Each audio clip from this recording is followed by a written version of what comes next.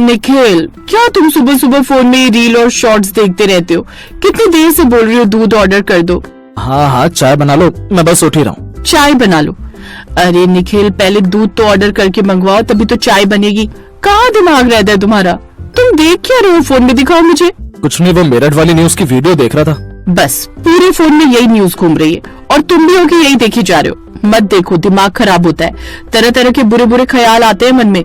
और वैसे भी मॉर्निंग टाइम में ये सब मत देखा करो, कुछ अच्छा देखो, वरना दिमाग में यही सब घूमता रहेगा।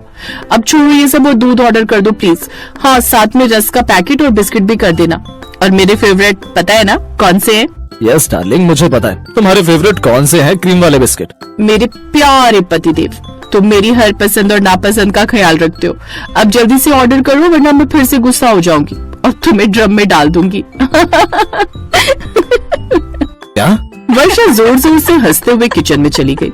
निखिल ने ऑनलाइन दूध बिस्किट ऑर्डर कर दिया। तभी निखिल के दोस्तों के ग्रुप मैसेजेस आने लगे, जिनमें ड्रम वाली घटना की वीडियोस, फोटोज, न्यूज शेयर होने लगी। तभी वर्षा ने किचन से आवाज लगाई, निखिल देखो, दरवाजे की घंटी बजी है, दरवाजे पर कोई आया है। ओह हाँ, देख रहा हूँ, डिलीवरी आई होगी। निखिल ने ऑर्डर लिया और कुछ देर बाद रेडी होकर ऑफिस चला गया। एक दिन शाम को जब निखिल ऑफिस में लंच कर रहा था, तभी उसका दोस्त उसके पास आया। वो बड़ी परेशानी में था। क्या हुआ अजय, तू इतना सुस्त क्यों है और घबराया हुआ भी है? क्या ही बताऊं, मेरी बीवी कल शाम एक नीला ड्रम खरीद कर आई है।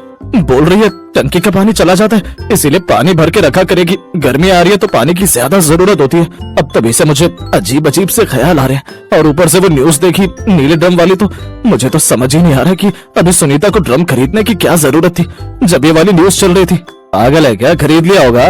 नीला ड्रम स्टोर करके रखने के लिए होता है, बहुत से घरों में होता होगा। ये अलग बात है कि तेरे और मेरे घर में ड्रम नहीं है नीला वाला। कोई बात नहीं, खरीद लिया होगा, इतना ध्यान मत दे। निखिल ने अपने दोस्त अजय को समझा दिया, पर शाम के समय जब निखिल खुद घर पहुंचा तो उसके तो तोते उड़ गए जब उसने देखा कि उसके घर के आंगन में भी एक नीला ड्रम रखा हुआ है।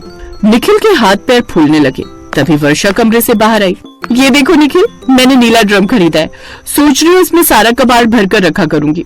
अरे पूरे घर में इधर उधर पुराने पेपर, छोटे मोटे टूटे फूटे सामान पड़े रहते हैं। अब ये एक जगह बना दूंगी, जो भी चीज हो अपनी तुम इसमें भर दिया करना, फिर कबाड़ी वाला आएगा तो हम उसे बेच दिया करेंगे। आज से पहले तो तुम्हें कभी नीले ड्रम की जरूरत नहीं पड़ी, अचानक से कबाड़ रखने की जरूरत कैसे पड़ गई? और नीला ड्रम ही क्यों? कोई बास्केट या पुराने बैग में भी तो रख सकती थी। नीले ड्रम में कबाड़ क्यों रखना? अरे बाजार गई थी, पसंद आ गया तो ले लिया, इसमें इतने सवाल करने की क्या जरूरत है? एक नीला ड्रम ही तो है, इसमें इतना घबराने की क्या बात है?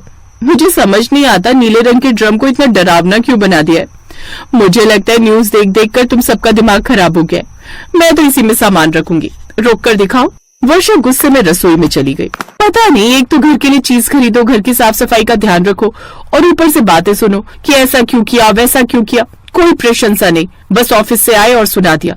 मैं तो इसी ड्रम में सामान रखूंगी, मेरी मर्जी। निखिल चुपचाप आंगन में रखे नीले ड्रम को घूरने लगा। उसका दिमाग तरह तरह की कल्पनाओं में उलझ गया। कहीं वर्षा ने भी नहीं, ये सब न्यूज का असर है। लेकिन अचानक से नीला ड्रम और कबाड़ रखने के लिए कहीं ये भी नहीं। निखिल, दिमाग मत खराब कर। निखिल ने खुद को समझाया कि ये सब उसका वहम है, लेकिन उसकी बेचैनी कम नहीं हो रही थी। उसने ठान लिया कि वो रात को ड्रम की सच्चाई जानकर रहेगा। रात को वर्षा किचन में बर्तन समेट रही थी और निखिल चुपके से आंगन में गया। उसने धीरे धीरे ड्रम का ढक्कन उठाया। अब देखता हूँ अंदर क्या है। निखिल ने ड्रम में झांका तो अंदर पुराने अखबार, टूटे हुए खिलौने, बेकार की प्लास्टिक की बोतलें और कुछ और कबाड़ रखा हुआ था। निखिल ने राहत की सांस ली। सच में कबाड़ ही है, मैंने तो बेकार में दिमाग खराब कर लिया था। निखिल, तुम यहाँ क्या कर रहे हो?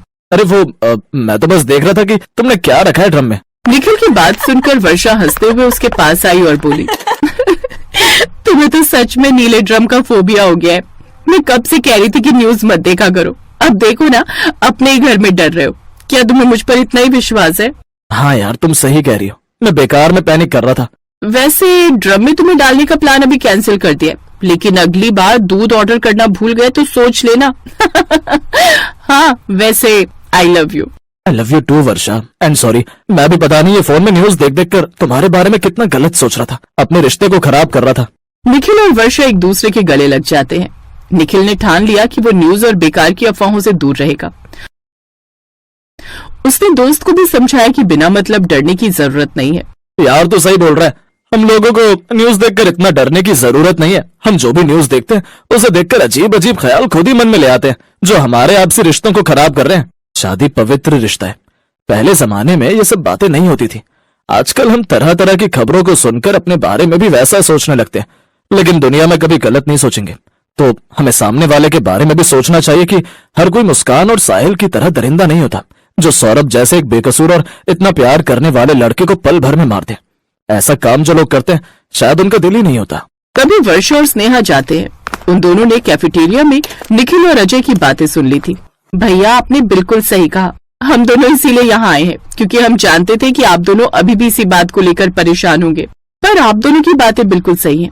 कम से कम आपने इस बात पर यकीन तो किया कि हर लड़की मुस्कान और हर लड़का साहिल नहीं होता।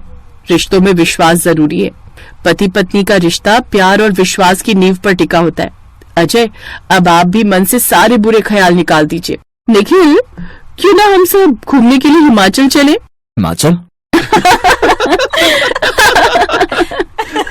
हिमाचल घूमने का नाम सुनकर चारों जोर से हंस पड़ते हैं।